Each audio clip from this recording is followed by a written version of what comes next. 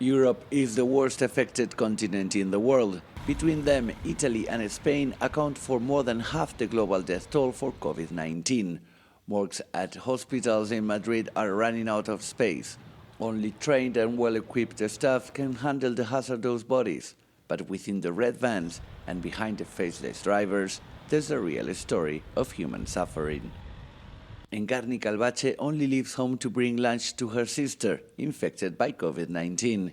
6 members of her family have been affected by the disease. Her father died, and her mother is recovering at a hospital.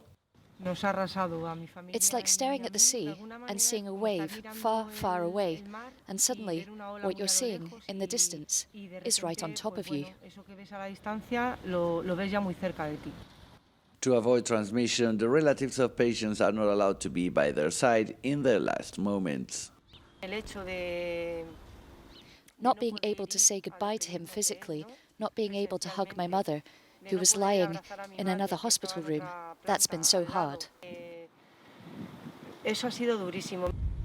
He managed to send a farewell letter to his father, which was read to him by the nurses. The nurses are giving it their all, taking care of our relatives. They're doing the best they can to be there where we can't because of the confinement. This is so important, and it gave us a lot of peace of mind. Psychologists and caretakers are now looking for ways to assist those victims denied the chance to grieve in the times of social distancing. What they're experiencing the most is impotence and desolation. There's no way I can do what I have ever promised I would do, being at the side of the bed of a loved one in difficult times, but especially in their last hours.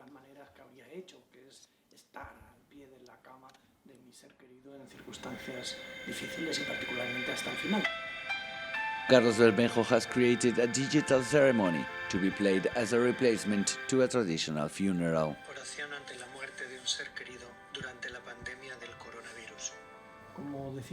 How do I say I am by your side? I love you. How do you visualize a loved one without being there because they are in a hospital?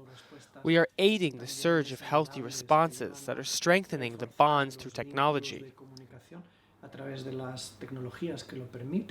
The COVID-19 pandemic has dehumanized one of our most difficult times in life, mourning the dead. Wakes and funerals are banned. In Madrid, this ice rink has been repurposed as a temporary morgue.